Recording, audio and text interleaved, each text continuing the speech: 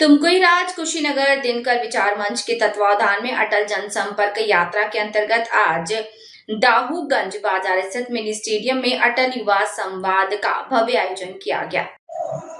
तमकुई राज कुशीनगर दिनकर विचार मंच के तत्वावधान में अटल जनसंपर्क यात्रा के अंतर्गत आज दाहूगंज बाजार स्थित मिनी स्टेडियम में अटल युवा संवाद का भव्य आयोजन किया। कार्यक्रम में तमकुई राज विधानसभा क्षेत्र से हजारों की संख्या में युवा, वरिष्ठ नागरिक, सामाजिक कार्यकर्ता और गणमान्य लोग शामिल हुए। कार्यक्रम की अध्यक्षता वरिष्ठ समाज सेवी रामचंद्र उपाध्याय ने की। आयोजन का उद्देश्य युवाओं को एक सशक्त मंच प्रदान कर शिक्षा, रोजगार, स्वरोजगार, उद्यमिता और क्षेत्रीय विकास से जुड़े मुद्दों पर संवाद स्थापित करना रहा। इस अवसर पर नीट परीक्षा उत्तीर्ण 11 मेधावी विद्यार्थियों को सम्मानित कर उनके उज्जवल भविष्य की कामना की गई। कार्यक्रम में कवि मनंजय तिवारी की काव्य प्रस्तुति और गायक गोलू कुंजन के विनय तिवारी के सांस्कृतिक कार्यक्रमों ने उपस्थित लोगों का मनोरंजन किया। इस अवसर पर भाजपा नेता और तेमकुई राजगंज विधानसभा 331 के डॉक्टर विजय कुमार राय ने कहा कि युवा शक्ति क्षेत्र के विकास की सबसे बड़ी पूंजी है। कार्यक्रम के अंत में आयोजकों ने सभी अतिथियों, कलाकारों, कार्यकर्ताओं, सहयोगियों और क्षेत्रवासियों का आभार व्यक्त किया। बड़ी संख्या में युवाओं की सहभागिता ने आयोजन को ऐतिहासिक और यादगार बनाया।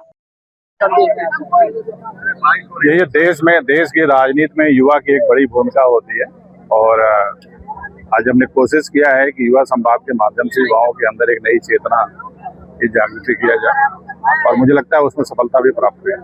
लगातार यहाँ पे जो है कि आप संबोधित करते हुए समधी का जिक्र कर रहे थे। समधी का मतलब जो है कि क्या कुछ लोगों को समधी का मतलब रिश्तेदार होता है और सबको समधी नहीं कहा जा सकता है। जो रिश्तेदार होगा वही समधी होगा। राय जी ने अभी आपके और करोड़ों रुपए की घोटाले की बात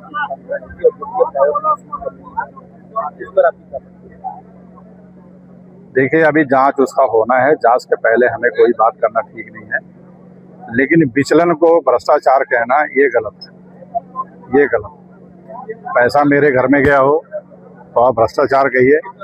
जिसने ऑनलाइन टेंडर लिया वो सरकार नहीं किया, हमने भी टेंडर नहीं किया और उस व्यक्ति को भुगतान हुआ, उसके खाते में पैसा गया, उसको ये कहना कि भ्रष्टाचार है, ये गलत बात है। विचलन को विचलन कहिए, वित्तीय अनियमितता को वित्तीय अनियमितता कहिए और भ्रष्टाचार को भ्रष्टाचार कहिए। ये भ्रष्टाचार कह के किसी का राजनीतिक छवि को धूमिल करना ये गलत है। अभी हम लोग इस फील्ड में है, इस फील्ड की चर्चा आप कर रहे थे कि फील्ड जो है ये फील्ड यही है, गाँव के लोग यही है, गांव के पूरे प्रधान जी यहीं बैठल है। कब्जा कौन किया आप समझ सकते हैं कि ये कब्जा है या पूरा ग्राउंड खाली है। हमने तो लोगों से खाली करा के संपूर्ण ग्राउंड का बाउंड्री कराया है। उसका एक नाम दे दिया खेलकूद मैदान। भाई कोई भी अगर ग्राम सभा में या क्षेत्र पंचायत में एक पत्रावली बनेगी जहाँ से भुगतान होगा, पत्रावली के लिए इसको मिनी स्टेडियम का नाम दिया गया।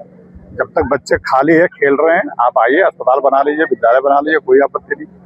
भैया, आप खुले मन से भाजपा में रहते हुए अभी पार्टी की तरफ से बिना ऐलान किए ऐलान कर दिए कि हम ही प्रत्याशी होंगे। सर, हमने कभी नहीं कहा कि हम प्रत्याशी होंगे। ये आपका क्वेश्चन गलत है। ये भारतीय जनता पार्टी की निर्णय है कि वो बनाएगी, लेकिन मेरा अपना कॉन्फिडेंस है कि मैं आपके बीच आऊंगा। नीट एग्जाम को लेकर लगातार जनता मंदिर पे धरना प्रदर्शन था। इस्तीफा देने के बाद जो है कि वहाँ के जो समर्थक थे वो कह रहे हैं कि सरकार जो है कि कांग्रेस जनता पार्टी के सामने झुक गई है। देखिए, नीट पे सवाल और जंतर मंतर एक अंतर्राष्ट्रीय विषय है, राष्ट्रीय विषय है। इस पे हमारे जो राष्ट्रीय नेता हैं वो अपना बयान दे रहे हैं और टीवी पे चल रहा है, अखबारों में आ रहा है। और जहाँ हमारे बड़े नेता उपलब्ध हों हमारी कोई जरूरत नहीं। अगर पार्टी टिकट नहीं देती है तो सर, भविष्य में बात आज ही किया जाए, ये कैसे समझ। अभी यहाँ के स्थानीय विधायक और आपके वहाँ विवाद चल रहा है, दोनों लोग एक ही पार्टी में है, तो इसको क्या नहीं, इसको विवाद जी, इसको विवाद न कहिए, इसको विवाद मत कहिए। हमारे उनके में कोई विवाद नहीं, हमारे उनके में प्रतिद्वंदता है, राजनीतिक प्रतिद्वंदता है। प्रतिद्वंदता को विवाद में कह देना मुझे लगता है सही नहीं है। और प्रतिद्वंदता हर आदमी में रहती है, प्रतिस्पर्धा हर आदमी में रहती है। भारतीय जनता पार्टी के अंदर मंडल वाले को, बूथ वाले को, किसी भी कार्यकर्ता को टिकट मांगने का राइट है, उसके चलने का राइट है। हमारा इतना प्रयास होता है कि टिकट मिलने के पहले विधानसभा में घर घर जाना, लोगों से मिलना, लोगों की समस्या को जानना। मैं उसके लिए अगर चलता हूँ पूरे विधानसभा, तो इसको लेके उनको तकलीफ रहती है। इस अटल युवा संवाद के माध्यम से इस विधानसभा क्षेत्र के लोगों को क्या संदेश देना? युवा के अंदर एक नई चेतना आए, युवा एक राजनीति में बेहतर फैसला ले, ये हमारा मुख्य उद्देश्य था इस कार्यक्रम के माध्यम से। और आज हमने यहाँ किया है दाऊगंज में, इसको पूरे विधानसभा में 20 जगह हमको करना है और पूरे विधानसभा में युवाओं को जगाना है।